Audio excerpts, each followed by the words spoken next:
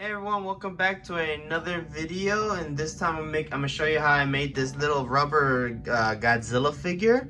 Obviously for any fellow Godzilla fans, you might know that this is the 1998 American Godzilla with Matthew Broderick and other actors. And yeah, this is the more kind of dinosaur T-Rex looking Godzilla that is infamous, for being really disliked by many fans. Now, obviously, nowadays it's become very popular to look back in the past and kind of appreciate some things from back then. This being one of those situations where many people have gone back and started singing praises about the '98 film. As for me, it's a very nostalgic film. I remember seeing it as a kid all the time. It was like one of my favorite movies to put on when I was very young. And I mean, obviously it has its flaws as a movie and stuff, but for me, it's always been, I've always been able to just kind of enjoy it as like a popcorn flick type of movie. Something in the vein of like Independence Day or something like that, which, obviously is the same director, so that kind of makes sense. But, just something that like I enjoy for fun. But I will agree that, like, especially seeing as how the director, sort of treated the character and the lore and everything in, like, the original films, it's like, I definitely do, I mean, it definitely feels a little like, it's like he wasn't quite the right person for the job. But regardless, I mean, they still made a really cool looking creature design. And it's not one of those things where I look at it and go, this isn't Godzilla, this is, I don't know, Zilla or Gina or whatever. Like, I've never really been in that camp. To me, this is Godzilla. It's just a different, weird looking Godzilla. But I like that. I like the design. And, even though it's not a one-to-one translation of what Godzilla was from the original Toho films. Again, I don't know, there's just something about this creatures, and again, it could be nostalgia, bias, or whatever, but it's just a really cool design. It's always intrigued me. And I've been trying to make this for a while, but it always came down to just trying to get the design right. Now, I still feel like, certain things could have been done a little better, but as it stands, I think I came pretty close to what the original design looks like.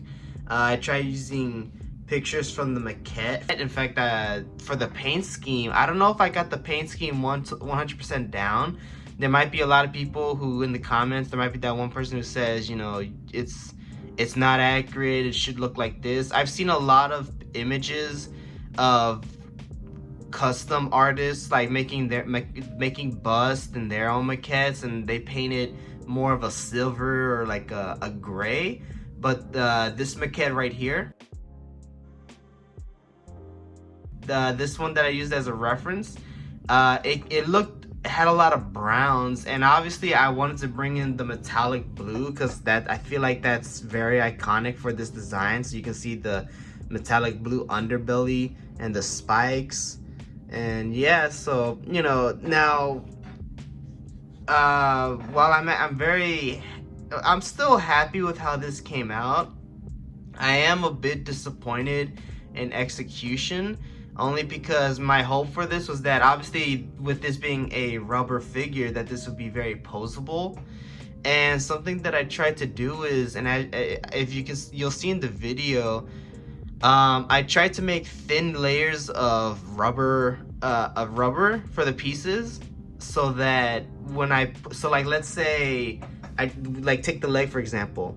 I take a mold of the leg, do the two parts so it splits in half, and then each half I would put a layer of clay, and then make another mold of that, so that when I cast the rubber, there's two pieces of this leg right here, and each are supposed to be a thin layer of rubber, so that way when I put it together, it's supposed to be, my hope was that it's supposed to be very bendable.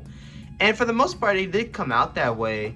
I just think that because maybe I made the layers too thick, maybe next time I'm just gonna have to go much, much thinner, because this is a very strong, or very durable rubber. That's the reason why I like this rubber, is because you can paint on it. It's durable enough that it can be painted on. So I think that maybe just because of that, maybe I just need to go much thinner so that I can be much more, flexible and posable. But either way, its execution isn't perfect, but I still do really like how this came out. I think the paint scheme really brings this thing to life. It looks so cool. Also, I use the hardware store silicone, and while it does the job, I think from here on out, I'm just gonna use like the smooth on, or just like more professional mold making materials, because there's just times where, like, and granted, it's not all the mold's fault, because like pieces like these are just because again, when I was making the pieces of clay, it wasn't, just even right. So when putting it together, it came out a little lumpy. But regardless, there's some parts of the cast where there's a lot of lumps or something, and unnecessary lumps that were not on the original sculpt. So yeah. But either way, I'm starting to ramble. I apologize. So let's go ahead and just show you the process, and let's get right to the video.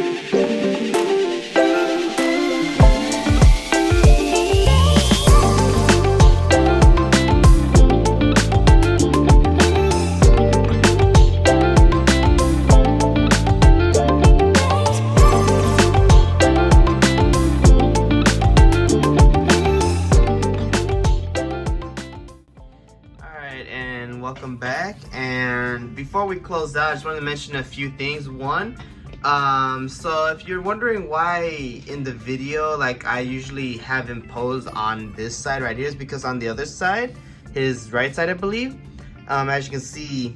So again, this is another issue with the mold making process. This is why I think using more professional material would be better, because I guess I don't know, something happened right here to where the eye went, like, it lost detail.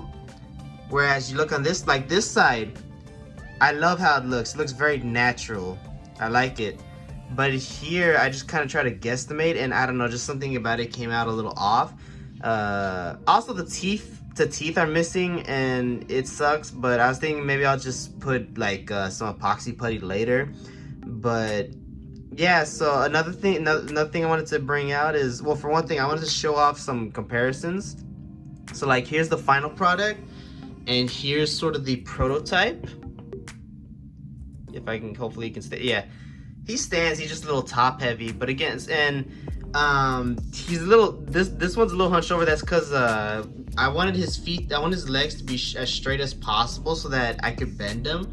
And again, these are the few parts that actually, like the tail, the legs, even kind of the body, the head, like the neck. I mean, like everything bends, and it's actually pretty poseable, which again is nice. The only problem is that, again, you know, and maybe I just need more premium paints like the Arteza, but sometimes the paint cracks, and it's never really done that before, so it's a little worrisome. But regardless, I mean, the only thing that doesn't pose very well are the arms, and that's the thing that sucks for me personally. But again, you can see again, there's supposed to be a lot of teeth right here. Some of them got messed up because of mold making process. That's fine, that happens. But again, you know, whereas you can see right here, he's starting to look a little toothless. But again, that's something where maybe I'll just put in some epoxy putty later or something like that.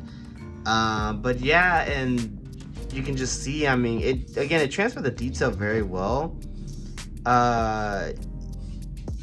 I think the neck area, like the spikes right here, I could have done much better, because looking at the maquettes and stuff like that, like I tried replicating that sort of look that it has, but I don't know if I did it as well. But maybe, I don't know, maybe another time I can go back, redo this guy, and, you know, I don't know. But that'll probably be way later down the line. I really just kind of want to move on from this version of Godzilla. But yeah, but either way, I mean, I'm still pretty happy with how it came out.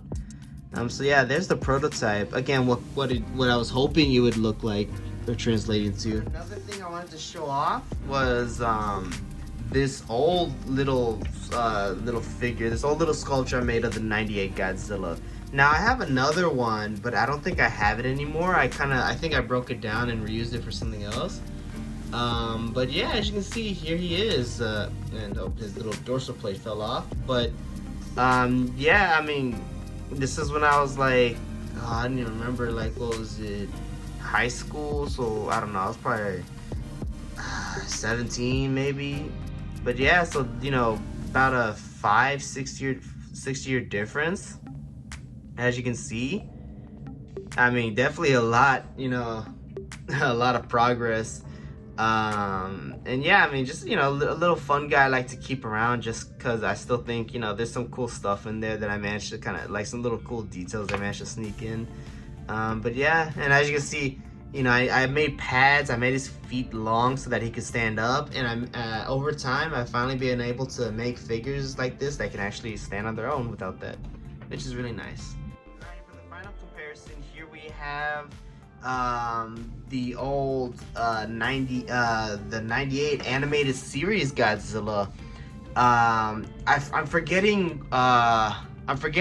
what this was called, the material it's made out of, but it's essentially the cornstarch and silicone, hardware store silicone, that you mix together, and it makes this kind of putty material. Yeah, it's not easily painted on. Like, I just painted small things here and there, and the things that it easily rubs away. I even put a finish on it, and it just cracked away over time, which is why there's like these little like pieces right here that look like they're chipping away. So it's not perfect, but yeah. For context, when I said earlier that I've been meaning to make this '98 figure for a while, around the time this came out, which I believe was like either last year or the year before. It was like, it's a while ago. Yeah, I think it was 2 years ago. I wanted to make both of these guys around the same time, so I had made this guy. I had made it out of the putty material, and then I was gonna use a rubber to make this guy. The problem is that at the time I thought I had the rubber. I bought a brand. I believe it's the Zencast. I couldn't find Zencast anywhere but this like kind of European site or something like that. And I thought it was a rubber. When I got it, it was a resin. And I didn't figure that out until I started casting it. And then I was like, why doesn't this move? And even when I tried to move it, it broke. And I'm like, what the? And it was actually really soft too. Like, it was a very rubbery feel. So I was so confused because I was moving. And I'm like, why is this not bending? Come to realize that, yeah, it's not a rubber. It's, you know, it's a resin. And so then I pushed this guy off.